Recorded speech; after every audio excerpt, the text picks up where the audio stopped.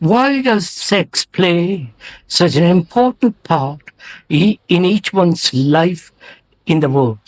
Why does sex play such an important part in each one's life of every day?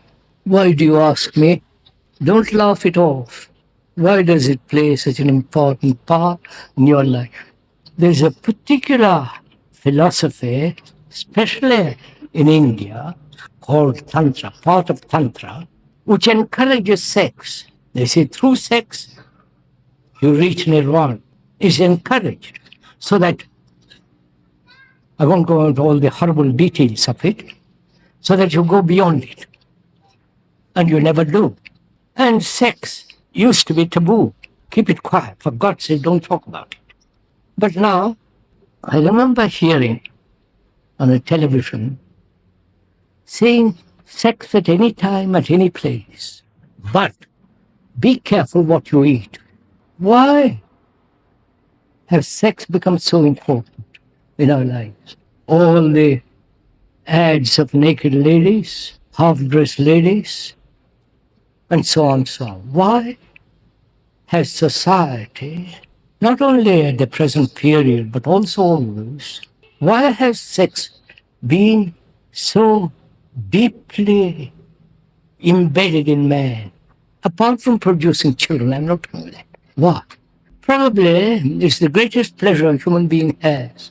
And in that pleasure, demanding that pleasure, there are all kinds of complications. And volumes have been written about the complications, the explanations, and the psychologicals, etc., etc., etc. But they have never gone into this question. I have not been told they may be. Never asked this question, why?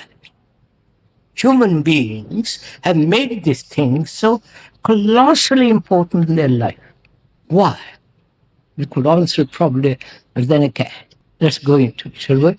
I'm not telling you about it, you know it better. We are looking, observing, asking. As we said, maybe one of the greatest pleasure and freedom in that pleasure. Our life is in a turmoil. Our life is constant struggle. Nothing original, nothing creative. I'm using that word very carefully. The painter, the architect, the wood carver, he may say, it is creative. The woman who bakes a bread in the kitchen, kneading it, this is creative also. And sex is also creative, they say. So what is creation? What is it to be creative? You understand? The painters, the musicians, Beethoven, Mozart, Bach, and the Indian singers with their devotion, that's the act of creation. Is it? We have accepted it. We have accepted Picasso as a great painter, great creator, putting one nose in three faces or whatever it is. I'm not denying it or derogatory anything. I'm just pointing out. This is what is called creation. But if you inquire, doubt, question, is that creativeness? Or creativeness is something totally different. That is, you are seeing the expression of creativeness, right? In the painting, in a poem, in a prose, in a statue, in music. That is expressed according to his talent, to his capacity. It may be great capacity or a very small capacity. It may be modern rock or Bach. Sorry to compare the two. They are really quite incomparable, but it doesn't matter. And we, human beings, accept that as creative because it brings you name, money, position. You are in the same room as the great artist, right? So I'm asking, is that creativity? Can there be creation in the most profound sense of that word as long as there is egotism, as long as there is the demand for success and money and the recognition of that? You understand? Then it is supplying the market. Don't agree with me, please. I'm just pointing out. I'm not saying I know creativity and you don't. I'm not saying that. I say we never question these things. There is a state. You can doubt it, but it doesn't mean a thing if you doubt it. It doesn't matter.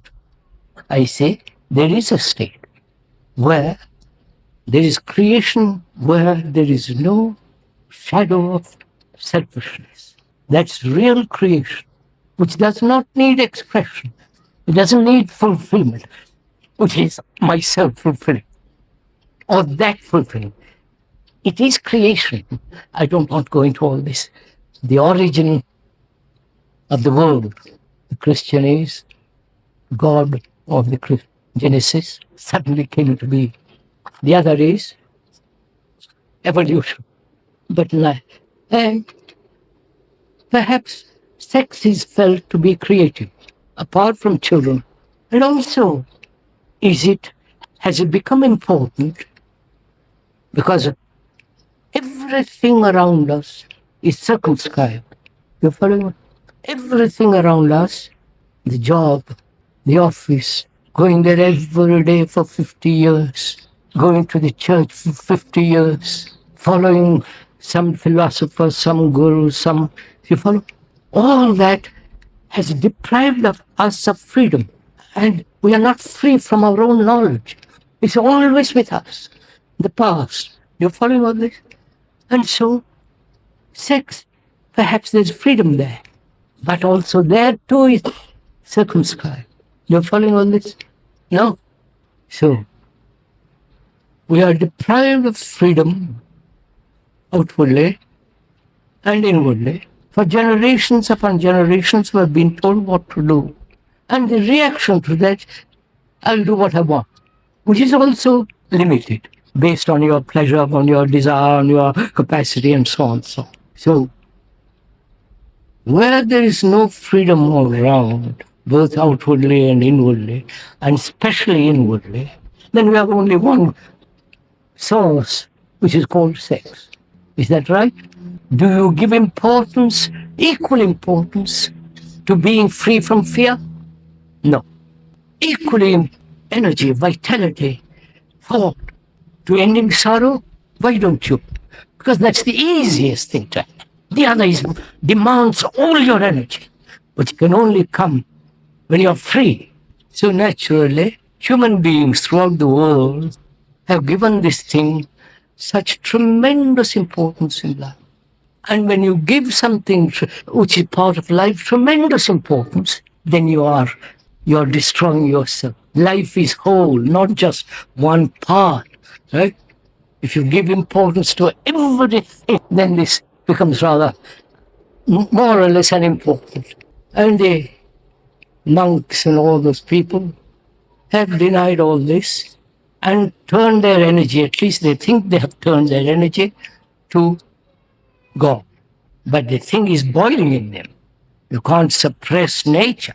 But when you give that thing only all importance, then you're corrupt, you understand?